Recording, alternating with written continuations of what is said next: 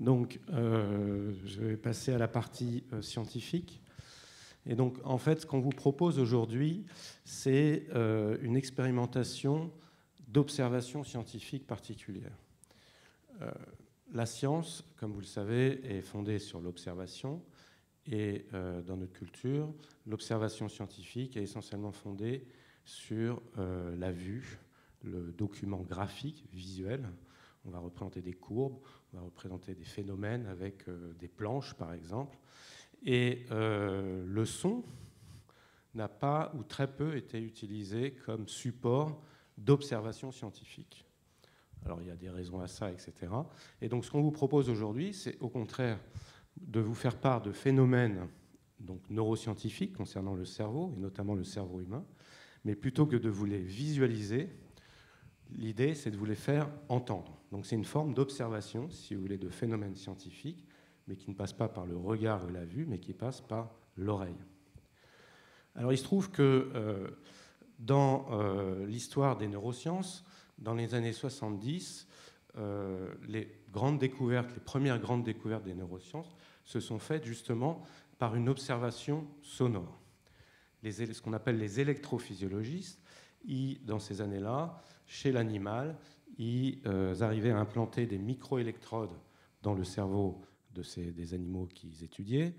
Et ces microélectrodes, ils les branchaient à un amplificateur et à une enceinte. Et en fait, ils écoutaient ce qui se passait dans la tête de l'animal et dans le cerveau de l'animal. Et donc, en déplaçant ces microélectrodes, de temps en temps, ils entendaient quelque chose, comme par exemple ce que va vous jouer Fabrice là.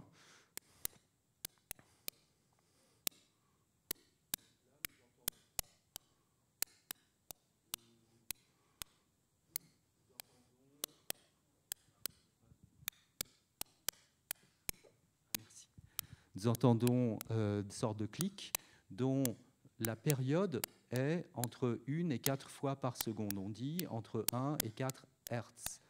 Et donc je laisse maintenant. Et donc voilà, ils entendaient des clics comme ça. Et puis de temps en temps, lorsqu'ils se mettaient devant la tête, devant les yeux de l'animal, si c'était des neurones qui étaient dans la partie visuelle, ils entendaient ces clics, ces impulsions qui augmentaient de fréquence, qui jouaient de plus en plus de fréquence. Donc, ils écoutaient en quelque sorte les neurones du cerveau. Ils n'avaient pas de moyens d'imagerie comme on fait aujourd'hui, et donc ils écoutaient. Et donc, toute une recherche s'est construite comme ça, à l'origine, par l'audition de phénomènes donc naturels, qui étaient l'activité des neurones. Donc, l'activité des neurones, très rapidement, c'est les neurones, ils communiquent entre eux en s'envoyant des impulsions électriques, c'est ce que vous entendez là, et selon la fréquence de ces impulsions, ils vont véhiculer différents types d'informations et se parler entre eux comme ça. Alors il se trouve également que, on vous redétaillera ça un peu plus tardivement, pour l'instant c'est juste une présentation très générale. Il se trouve que également le cerveau humain ou le cerveau animal, en fait, il génère essentiellement une activité neuronale rythmique, oscillatoire rythmique. Donc il y a plusieurs grands rythmes, je reviendrai là-dessus un peu plus tard. Et en fait, d'un point de vue biologique, de l'évolution, le rythme, c'est la fonction primordiale en fait, du cerveau ou de la génération d'activité rythmique.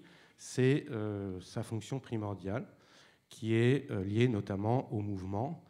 Si vous imaginez un serpent qui se déplace, le serpent oscille, donc il faut générer une activité rythmique. La marche, vous voyez un crabe marcher, il y a une activité rythmique. Enfin bref, l'activité rythmique, c'est, on va dire, la base, le fondement même de la fonction cérébrale ou du système nerveux chez des invertébrés. Et donc, le rythme également fait que la musique nous parle beaucoup, parce qu'évidemment, toute la rythmique musicale est en fait en congruence avec les rythmes cérébraux. Et comme je vous disais, les rythmes cérébraux, ce sont également des rythmes dont la fonction est liée au mouvement. Et c'est pour ça qu'il y a un lien extrêmement fort entre la musique et la danse. le mouvement. Lorsqu'on entend de la musique, on ne peut pas s'empêcher de vouloir bouger, etc., en rythme sur la musique. Et donc tout ça, ça s'explique par le fait que biologiquement, le rythme est une fonction primordiale du cerveau humain sur lequel va se construire toute la cognition après, tous les phénomènes, les autres phénomènes qu'on connaît. Autre chose également, cette congruence en fait entre musique et rythmes cérébraux. Il y a des grands rythmes cérébraux dont je vais vous parler qui sont en fait à peu près correspondent à des octaves. Et donc on retrouve dans la notion d'octave une notion qui est fondamentale en musique et qu'on va retrouver en fait également dans le cerveau. Voilà, je m'arrête là pour l'instant et je vais laisser la parole à Fabrice, je pense. Alors, super, ça marche. Donc, comme l'expliquait Anne tout à l'heure, il y a dans l'épopée de Gilgamesh, il y a un moment où Enkidu s'oppose à ce dernier. Et donc, avant que ça se termine par une amitié, il y a eu donc un gros combat. De manière à représenter ce qui s'est passé dans la tête de Gilgamesh au moment de ce combat, on s'appuyait sur une étude scientifique qui consistait à analyser l'activité cérébrale de certains patients, certains sujets, en leur plaçant des électrodes sur la surface du crâne, donc sur le scalp. Ça s'appelle un électroencéphalogramme. Et donc, voilà à quoi ressemblent les données issues de ce genre d'études. Donc, vous voyez, il y a 32 courbes assez chaotiques qui correspondent à 32 signaux captés par les électrodes qui sont répartis à la surface du scalp. C'est assez chaotique et on va se concentrer sur un signal. Donc, vous voyez ici, ça correspond à un enregistrement d'à peu près 30 secondes. On voit donc le signal d'une électrode et il y a des lignes verticales pointillées rouges avec des instructions en haut de ces lignes. Et c'est les instructions qui ont été données à ces sujets lors de cette étude. Donc la première, c'est relax. On demandait au sujet de se relâcher. Ensuite, vous pouvez voir get ready. On leur demandait de se tenir prêt à une éventuelle concentration, concentrate. Et l'objectif était d'analyser les variations de l'activité cérébrale en fonction des instructions données. Donc Fabrice va pouvoir maintenant nous proposer une interprétation sonore de ce signal d'électrode. Alors pour la clarté de la démonstration, on va choisir une électrode. Là, j'ai choisi l'électrode 25 d'un personnage qui est Shamat, dont on n'a pas parlé tout à l'heure, mais qui est une courtisane, une sorte de prostituée qui va éduquer Enkidu, ce personnage fait à partir de frustes d'abord, puis qui va petit à petit se civiliser, puis combattre Gilgamesh et finalement devenir ami avec lui et vivre un ensemble d'aventures avec Gilgamesh. Donc Shamat, l'électrode 25, et la raison pour laquelle je vous ai demandé de vous asseoir plutôt vers le centre, c'est qu'on spatialise, c'est-à-dire que l'électrode 25 est placée à un endroit du crâne et vous êtes au centre du crâne. Donc s'il est de ce côté, vous allez l'entendre à droite, s'il est derrière, vous allez l'entendre derrière. Oui. Juste avant, j'ai oublié de préciser que chez l'homme, on n'introduit pas des microélectrodes dans le cerveau, mais ce qu'on fait, ça a été inventé au début du XXe siècle, on met sur la surface du crâne en fait, des capteurs électriques qui permettent de capter les variations du champ électrique à la surface du crâne. Et c'est ça qu'on analyse. Quand Fabrice parle d'électrode, en fait, on prend une électrode qui est par exemple à cet endroit-là et on enregistre un signal qu'on peut amplifier et travailler après et représenter. C'est l'observation, si vous voulez, sonore du phénomène naturel de l'activité des neurones qu'on enregistre à la surface du crâne. Donc là, on va entendre le signal mesuré par cette électrode et on a assigné un paramètre qui est le paramètre de hauteur du son qui va varier entre deux fréquences que je spécifie, la plus basse et la plus haute. Puis elle va suivre, elle va descendre et suivre cette trajectoire comme le toit de Xenakis tout à l'heure.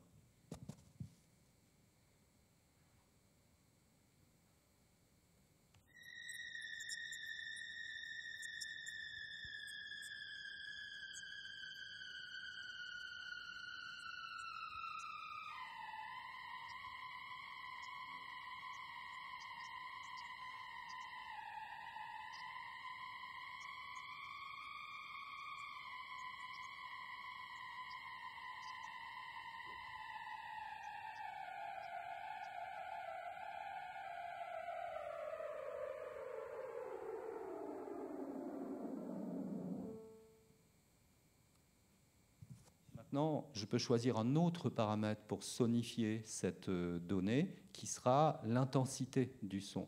Donc, avoir toujours la même hauteur, mais la force du son va varier. Écoutons la différence pour voir si le choix de tel ou tel paramètre fait ou non émerger telle information.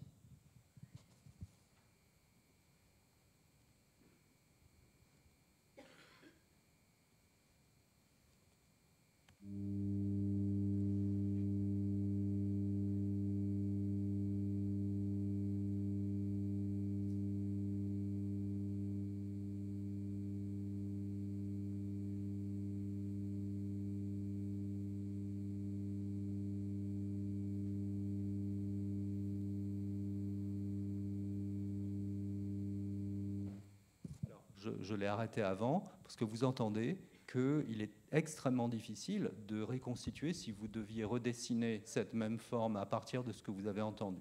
C'est-à-dire que l'oreille a un pouvoir de séparation des informations qui est extrêmement fin pour les hauteurs et plutôt grossier en comparaison pour l'intensité, quelle que soit la nature du son. Parce qu'on pourrait dire, après tout, ça dépend du son.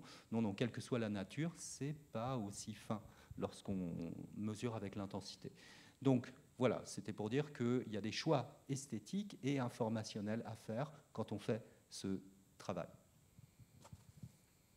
Alors ces choix, ils ont été présentés par Fabrice dans le domaine auditif, mais vous voyez ici, c'est aussi possible dans le domaine visuel, bien sûr, puisque ce sont les mêmes informations que les 32 courbes chaotiques qui étaient présentées précédemment, sauf que cette fois-ci, on a une représentation spatiale, donc vous pouvez peut-être reconnaître ici en fait une vue de dessus de la tête, avec un code couleur qui va changer en fonction de l'intensité. Donc, vous voyez que le rouge sur la zone frontale va correspondre plutôt à une intensité élevée, tandis que le bleu, par exemple là à l'arrière de la tête, va correspondre à une plus faible intensité.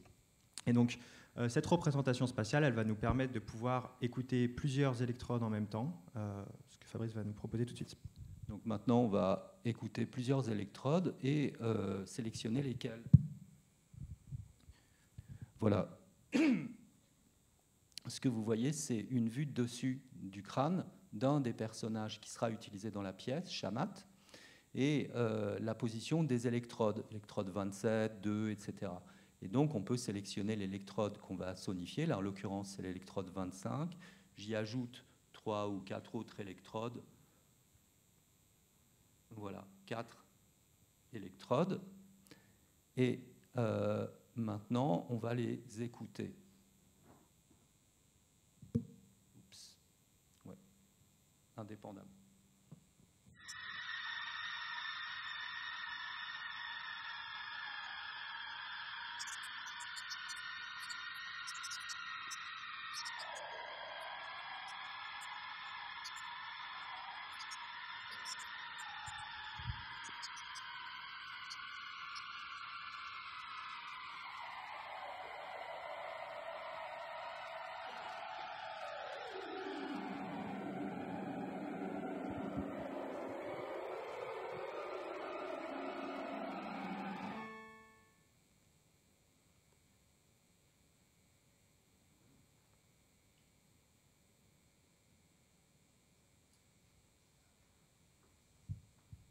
Alors, vous voyez ces électrodes, elles ont été...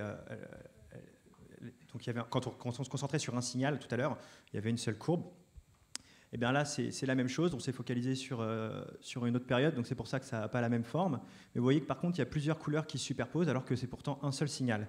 Donc on va se concentrer sur une petite plage temporelle à la fin. Fabrice. Voilà, sur cette plage, on va zoomer dessus. Et là, ce qu'on voit, c'est qu'il y a 5 courbes différentes qui se superposent avec des couleurs différentes. Et donc, Étienne va nous expliquer quelles sont les différences entre ces courbes.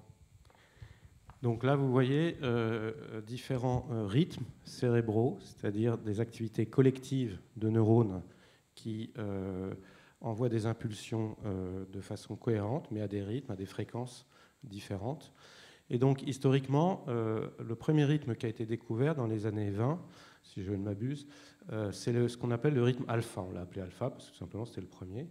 Donc c'est un rythme qui correspond à 10 Hertz à peu près. Donc peut-être que tu peux nous faire entendre.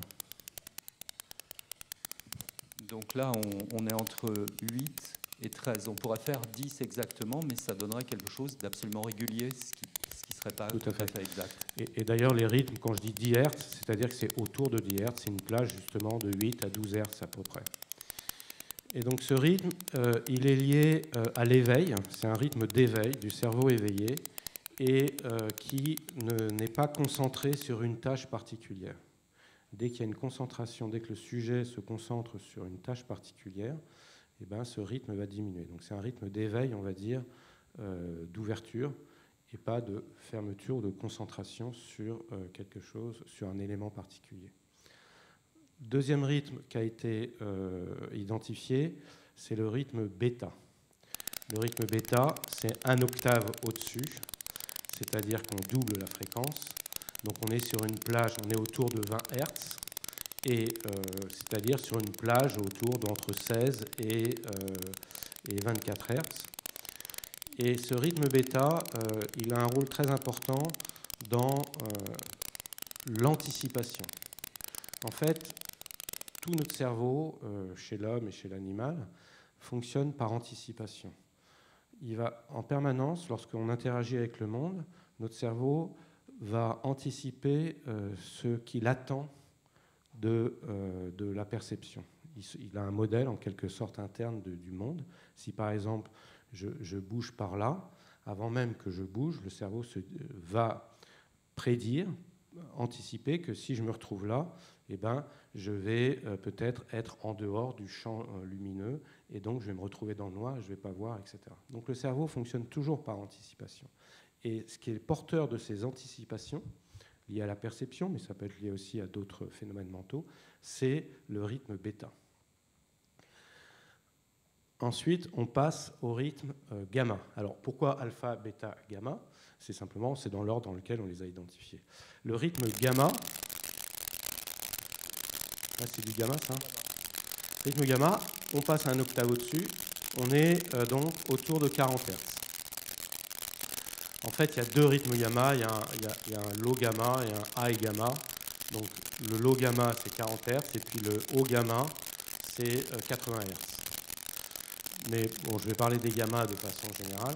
Donc le gamma, donc je vous ai dit, le cerveau fonctionne par anticipation, mais évidemment dans la vie réelle, tout ce qu'on anticipe ne se passe pas. Il y a heureusement des imprévus, et heureusement, et c'est ça qui déclenche d'ailleurs l'apprentissage ou l'adaptation. Et en fait, ce qui va être véhiculé par le rythme gamma, donc c'est un rythme rapide. Et souvent, ce qui est imprévu, il va falloir le traiter potentiellement assez rapidement parce qu'il peut y avoir des problèmes derrière sinon. Et donc, c'est un rythme relativement rapide. Et donc, ce rythme gamma, il va véhiculer toutes les déviations qui sont observées par nos sens par rapport aux anticipations que le cerveau faisait. Donc, c'est le véhicule des imprévus et qui est le mode de fonctionnement de perception. On perçoit ce que nous n'avons pas anticipé du monde qui nous entoure. Ça, c'est le rythme gamma. Ensuite, on a identifié un autre rythme qui est le rythme θ. Alors, θ, en fait, c'est un rythme beaucoup plus lent que le rythme gamma. C'est un rythme qui est 1 octave en dessous le rythme alpha. Donc, on est autour de 5 Hz. 5 Hz. Le rythme θ, c'est le rythme de l'action. θ, 5 Hz, c'est-à-dire que si vous essayez de faire des mouvements du doigt comme ça, sans forcer et rapide, bah vous allez être autour de 5 Hz à peu près. Donc c'est le rythme de la structuration du comportement en séquences structurées qui sont traitées par le cerveau et qui sont... Donc un exemple, par exemple, lorsqu'on prononce un mot, comme par exemple le mot Institut du monde arabe, eh ben, on groupe nos phonèmes en syllabes, et en fait le rythme qui porte les différentes syllabes, c'est le rythme θ, qui structure en quelque sorte la génération phonétique en une structure qui est la structure syllabique qu'on va retrouver dans toutes les langues humaines. Donc c'est le rythme de l'action de façon plus générale, donc de la structuration également des réseaux neuronaux pour l'action, puisque nous, en tant que mammifères, notre raison d'être, c'est d'agir dans le monde. Et puis, le dernier rythme, c'est le rythme delta, qui est encore plus lent, qui est autour de 1 Hertz. Et ça, c'est le rythme du sommeil profond. Simplement, le cerveau se met en sommeil profond, et donc les neurones vont communiquer très lentement ensemble, de façon collective. Donc c'est un rythme très global, et c'est ce qui correspond au sommeil profond. Alors comme vous le savez, il y a d'autres phases de sommeil. Il y a le sommeil paradoxal, qui correspond à un sommeil éveillé en quelque sorte, et on va retrouver dans le sommeil éveillé les rythmes qui correspondent à l'éveil, donc du rythme alpha, du rythme bêta, gamma, etc. Je m'arrête là pour l'instant.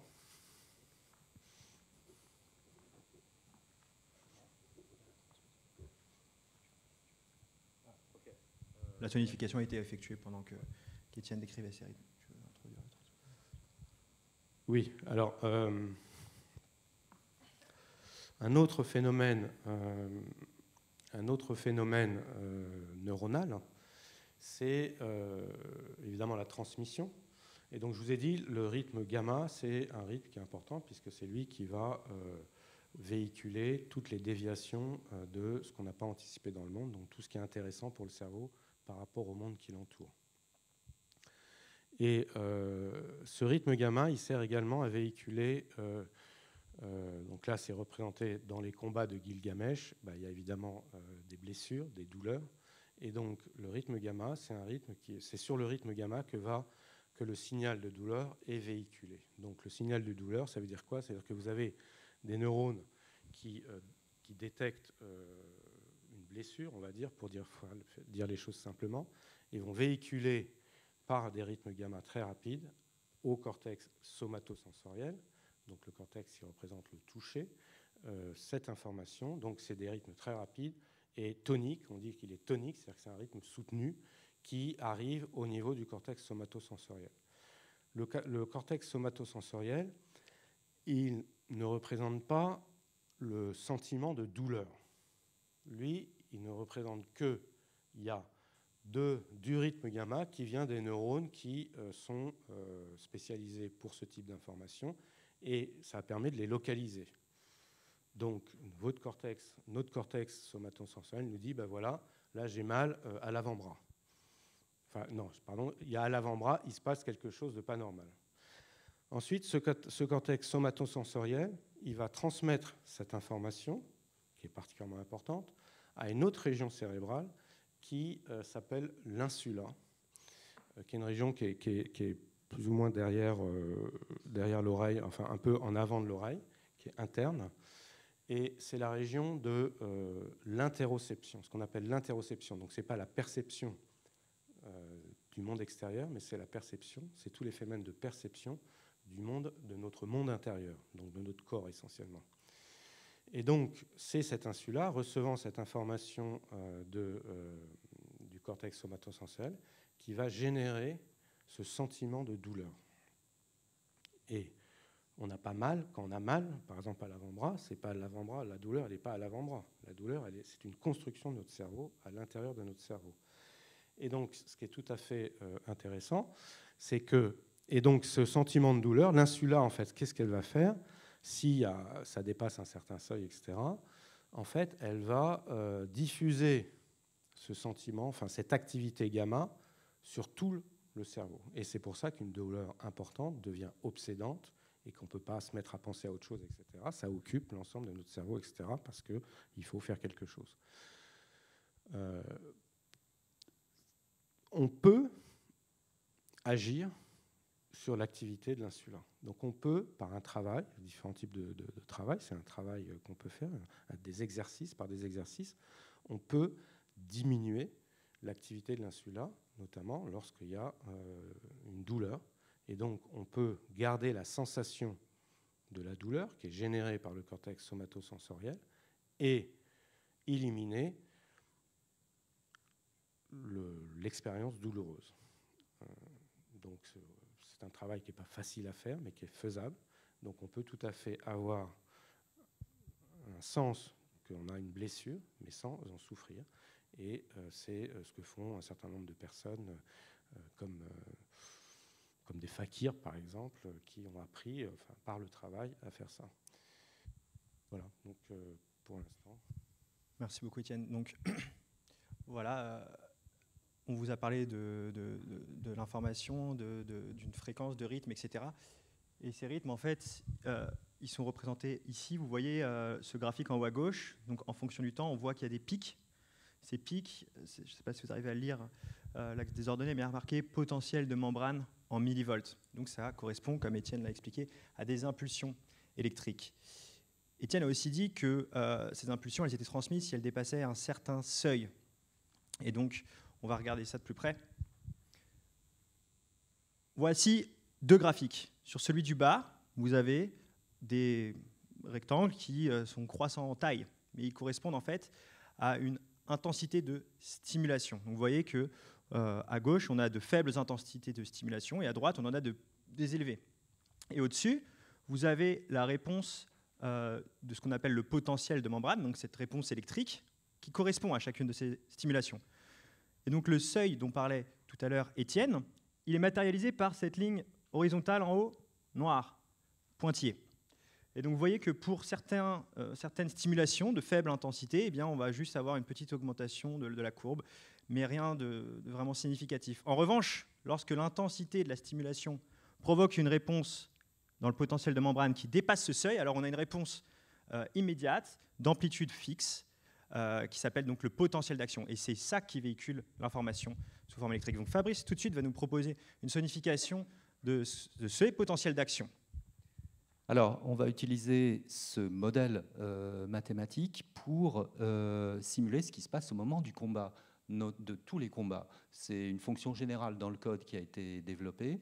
Au moment où une blessure se fait, alors on va calculer ces montées, et lorsqu'elles vont dépasser le seuil, on va entendre ce qui se passe, c'est-à-dire tout d'un coup le déclenchement d'une fréquence extrêmement aiguë, qui est l'équivalent de la douleur. Là, on a l'équivalent de 2 combattants.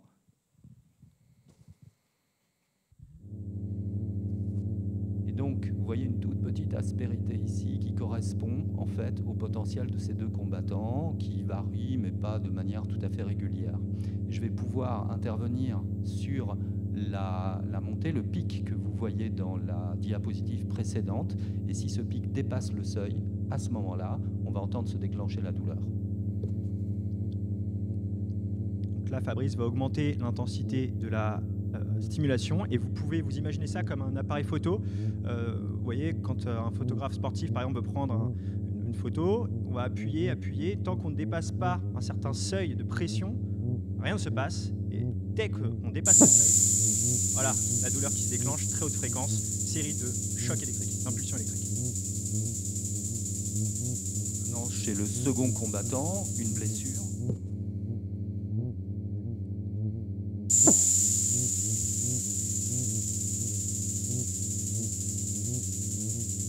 Ces courbes représentent le modèle mathématiquement exact de ce qui se passe au niveau de ces seuils.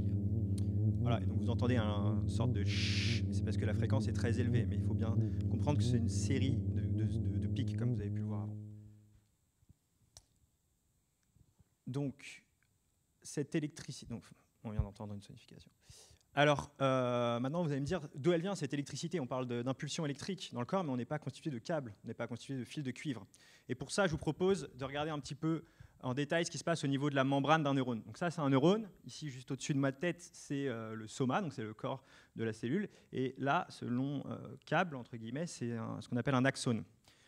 Donc, cet axone, voilà, ici, ça c'est donc la membrane du neurone. Et donc cette membrane, elle sépare le milieu extracellulaire du milieu intracellulaire, de l'intérieur du neurone. Et ces deux milieux vont présenter des caractéristiques différentes, notamment en concentration ionique. Alors un ion, c'est une particule chargée électriquement, c'est un atome qui a perdu ou gagné un électron. Et donc il va y avoir une différence de répartition des charges électriques au niveau de cette membrane, puisque les concentrations ioniques sont différentes entre l'intérieur et l'extérieur. Voilà, voyez ici, donc on va avoir une différence de force électrostatique entre l'intérieur et l'extérieur de la cellule. Maintenant, cette membrane, elle n'est pas perméable. Elle n'est pas imperméable, excusez-moi. Justement, elle est perméable. Donc là, j'ai représenté ce qui s'appelle des canaux ioniques. Vous pouvez voir ça comme des petites portes qui vont pouvoir laisser entrer ou sortir des ions. Donc, il y a certains canaux qui sont les canaux rouges, qui sont les canaux potassiques, qui vont pouvoir laisser ou entrer, sortir des ions potassium, et les canaux bleus qui vont pouvoir laisser entrer ou sortir des ions sodium, ce sont les canaux sodiques. Et donc, on va pouvoir avoir un transport à travers la membrane de charge électrique. Voilà la membrane, et de manière à ce que ce soit plus facile peut-être pour vous à conceptualiser, on va faire une analogie entre les forces du coup, électriques avec une force à laquelle vous êtes soumis tous et toutes ici en ce moment, c'est la gravité. Et donc pour ça, on va prendre l'image d'un barrage et on va considérer que cette membrane est un barrage. Et maintenant, on n'a plus une différence de force électrique entre la droite et la gauche, mais on a deux quantités d'eau différentes. Et donc forcément, on a une énergie potentielle cette fois-ci entre les deux côtés de ce barrage. Ce barrage présente les mêmes caractéristiques que notre membrane neuronale, c'est-à-dire qu'on a des petites portes qui vont pouvoir laisser passer l'eau d'un côté ou de l'autre. Et donc, voici à quoi correspondent les concentrations initiales lorsque la membrane est au repos. C'est-à-dire que pour l'instant, il ne se passe rien. On a une concentration en ion K+, donc potassium, à l'intérieur du neurone, qui est égal à une certaine quantité, sodium également. Et de l'autre côté, ce n'est pas du tout les mêmes concentrations. Maintenant, qu'est-ce qui va se passer lorsque Enkidu se fait blesser au niveau du bras par un coup d'épée? Eh bien, ces canaux vont, sous l'étirement, le déchirement de la peau, les canaux sodiques, donc c'est-à-dire les canaux bleus, vont s'ouvrir et il va y avoir un afflux de sodium dans le neurone. Et donc la courbe en haut ici, vous voyez, qui commence à se dessiner, voilà, ça c'est l'impulsion électrique. Et donc on va avoir une dépolarisation de la membrane, et donc c'est la première partie du choc électrique donc, que vous avez entendu.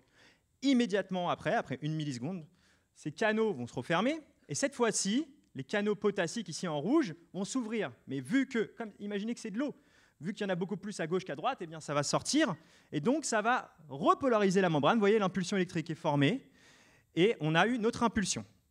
Ensuite, qu'est-ce qui va se passer? Eh bien, de manière à rétablir ces concentrations comme elles l'étaient initialement, à réamorcer entre guillemets le processus pour pouvoir établir une seconde impulsion électrique, eh bien, nous avons des pompes, voilà, qui vont pouvoir, comme dans un vrai barrage, ramener les concentrations initiales. Et donc en haut, vous voyez ce potentiel d'action qui a été déclenché juste par l'action au travers de la membrane neuronale de ces ions, de ces particules électriques. Donc, en récapitulant, on a une concentration initiale, je vous l'ai expliqué, donc il y a une force à la base électrostatique. Refigurez-vous bien l'image de l'eau à droite et à gauche du barrage. Et donc, dans le neurone, on a une subite augmentation de la concentration en ion sodium qui provoque cette montée du pic électrique. Et puis, immédiatement après, on a une baisse de la concentration des ions potassium donc, qui va former ce pic. Donc, sur la slide suivante, vous allez voir en haut la variation des concentrations uniquement de l'ion sodium à l'intérieur de la membrane, donc à l'intérieur du neurone en orange, et en bleu, c'est le négatif, puisque c'est ce qui se passe à l'extérieur du neurone. Même chose ici en bas avec les ions potassium. Donc, imaginez que la membrane scinde la salle en deux, ici. Toutes les personnes qui vont être à gauche pour vous, ici, vont être dans le neurone. C'est-à-dire que vous allez entendre le pic de sodium qui va être proposé par Fabrice tout de suite, et vous allez entendre une décroissance des ions potassium juste après. De manière ici, en symétrie, vous allez être à l'extérieur de la cellule, et donc vous allez entendre hop, un pic de descente du sodium, et ensuite une arrivée des ions potassium. Et donc, c'est cette variation de concentration qui va être... Voilà, ça va très vite. On va vous le faire réécouter.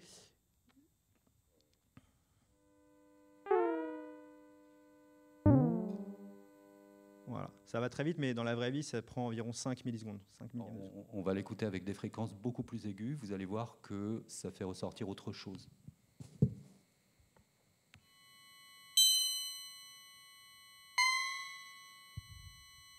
Qui sont celles que j'utiliserai au moment des combats.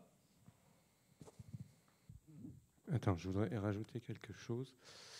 Est-ce que tu peux revenir sur la slide où il y a la spatialisation des électrodes? Oui, bien avant. Voilà, là. Alors, je voulais juste faire une remarque. C'est qu'on a peut-être l'impression qu'il y a un arbitraire dans le choix des paramètres sonores pour sonifier les phénomènes dont on vous parle. Ce qu'il faut comprendre, c'est que dans un graphique comme celui-là, où on vous représente sur la surface du scalp humain l'activité des différentes électrodes par des couleurs, en fait, il y a des choix tout autant arbitraires. On a choisi par exemple des couleurs froides pour montrer plutôt les zones du cerveau qui se désactivaient et des couleurs chaudes pour vous montrer les zones qui s'activent. En fait, ce choix du code couleur, il est extrêmement important. Et si on changeait de code couleur, vous aurez une perception totalement différente du phénomène d'activité cérébrale à la surface du scalp. Donc il n'y a pas plus d'arbitraire dans la sonification que dans la représentation graphique d'un phénomène scientifique. Donc ça, il faut bien garder ça en tête, c'est que, et c'est quelque chose qui est extrêmement important lorsqu'on fait de la science, c'est de revenir à l'observation, mais l'observation, il faut la communiquer. Et donc la communiquer, c'est via, évidemment, des graphiques, éventuellement via des sons, et que dans cette communication, dans ce choix graphique, si on parle du graphique, eh ben, il y a le scientifique fait des choix pour que, en fait, ce qui est représenté visuellement ou de façon sonore, en fait, donne une intuition du phénomène, une intuition observationnelle, perceptive du phénomène. Et donc, c'est une construction du scientifique qui veut rendre compte du phénomène qu'il étudie. Et donc, c'est pour vous dire qu'il faut la notion de données objectives, c'est une notion délicate. Ça ne veut pas dire qu'il n'y a pas de données objectives, mais il y a toujours une donnée quelque part, une donnée scientifique, ou quelle que soit la donnée, c'est toujours à un moment donné une construction. Et évidemment, ce qu'on veut, c'est que cette construction soit la plus représentative du phénomène et la plus, on va dire, expressive en même temps.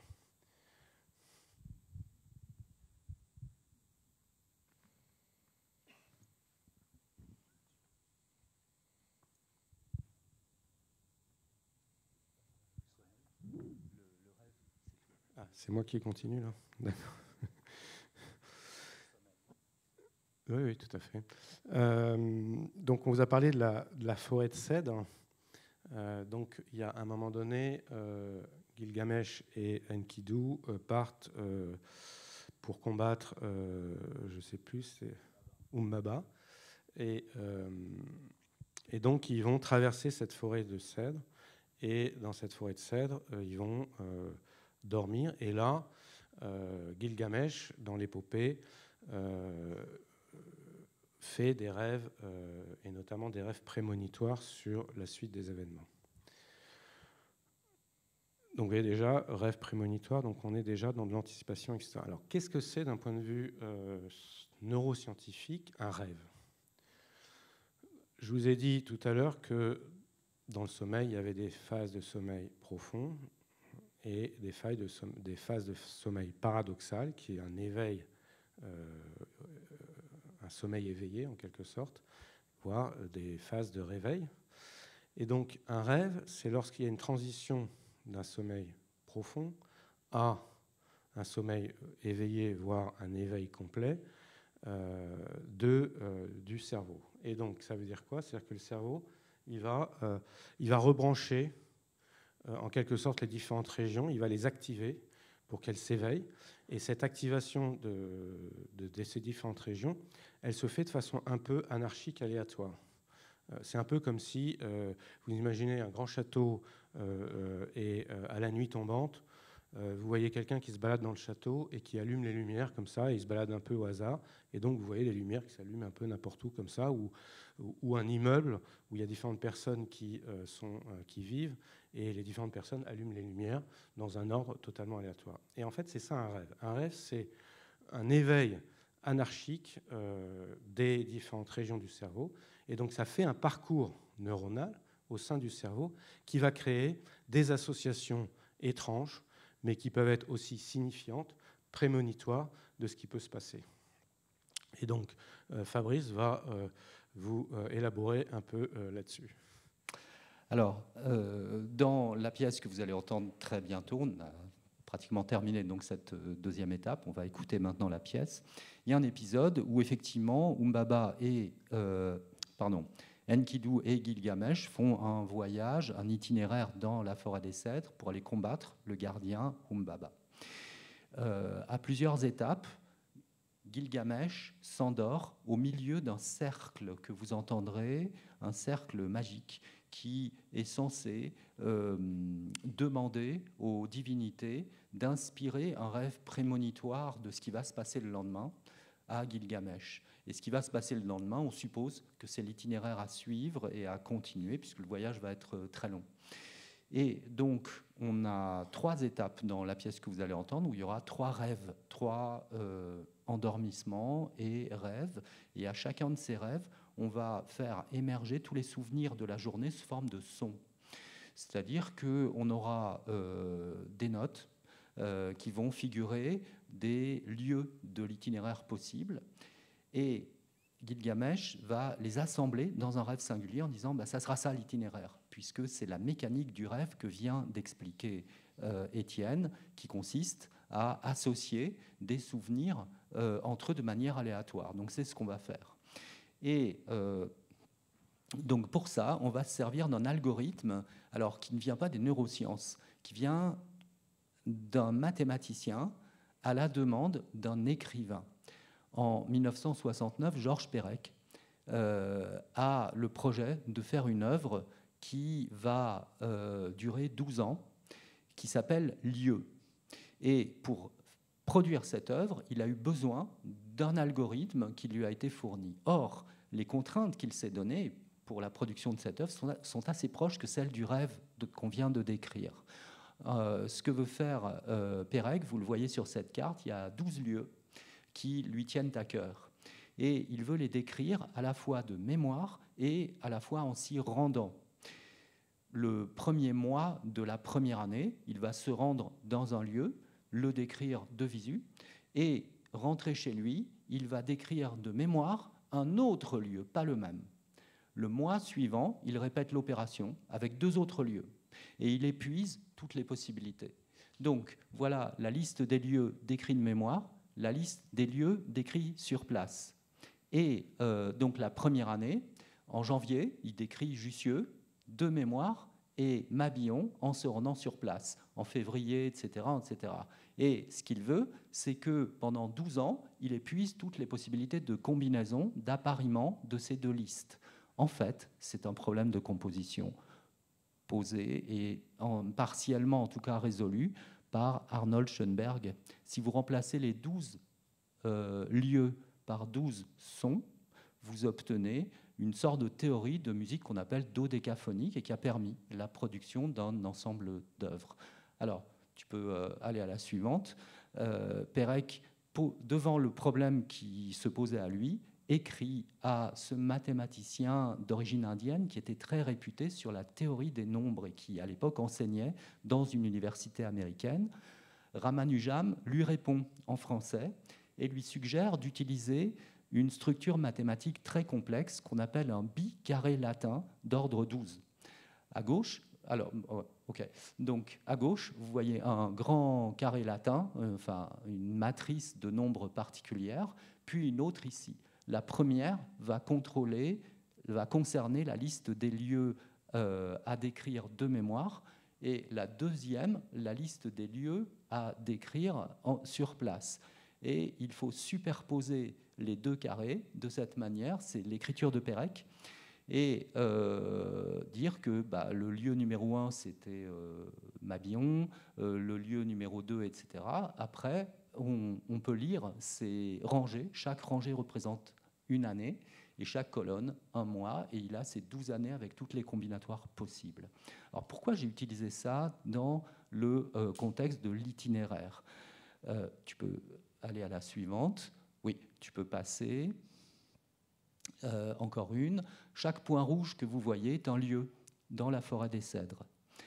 Et je vais apparier comme Pérec le faisait, cette fois-ci, non pas 2 listes différentes de lieux, mais une hauteur et une durée, en utilisant des notes.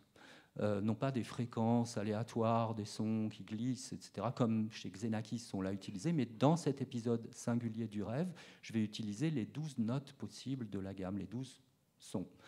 Et chaque son est apparié avec une durée qui lui est unique. Et ce que vous voyez en blanc, c'est le rêve, c'est-à-dire que c'est l'assemblage pour un rêve donné qui va être l'itinéraire, la prémonition, en fait, que Gilgamesh va faire. Donc on va entendre 3 fois ces rêves. Là, je vais vous faire entendre juste un exemple très rapide pour que vous compreniez, que vous reconnaissiez au moment de la pièce ce procédé du rêve. Mais ce qui est intéressant, c'est que vous voyez comment les disciplines peuvent communiquer entre elles. On va entendre de la musique générée par un modèle mathématique demandé par un écrivain à un mathématicien pour sonifier des données cérébrales. Donc on est passé par tellement de disciplines que l'information se charge de toutes ces disciplines pour produire un objet unique. Je vous fais entendre les exemples.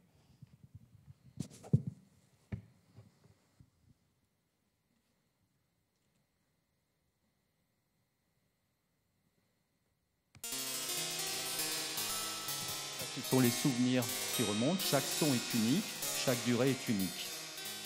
Et maintenant, le rêve.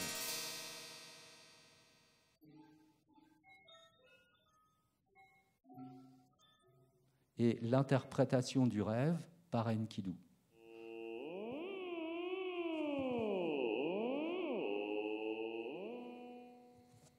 Donc la voix d'Enkidu que vous entendez est elle-même calculée. Et la trajectoire de ces hauteurs sont les hauteurs du rêve. Si je recommence un deuxième rêve, je vais le faire à partir des mêmes souvenirs, mais un rêve différent.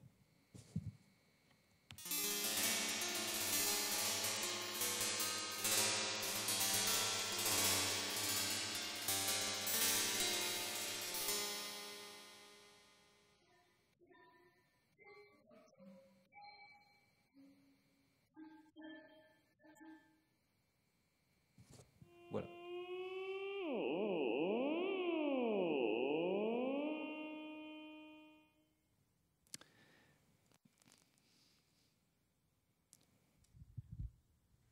Donc maintenant, on va passer à la pièce proprement dite, qui va reprendre l'ensemble des éléments, des sonifications, des modèles mathématiques. Vous allez entendre les seuils, les déplacements des seuils au moment des combats. Mais gardez à l'esprit que tout est calculé à partir des données qui vous ont été décrites, jusqu'à la respiration pendant le sommeil de Gilgamesh, la vitesse à laquelle il respire. Ça peut être un rythme θ, un rythme alpha, un rythme, etc. Les combats que vous allez entendre des chocs métalliques. Là encore, il ne s'agit pas d'un enregistrement de métal, mais on calcule vraiment le spectre avec une enveloppe, du son du métal, et la vitesse à laquelle ces chocs se font est elle-même calquée sur les données qui vous ont été expliquées.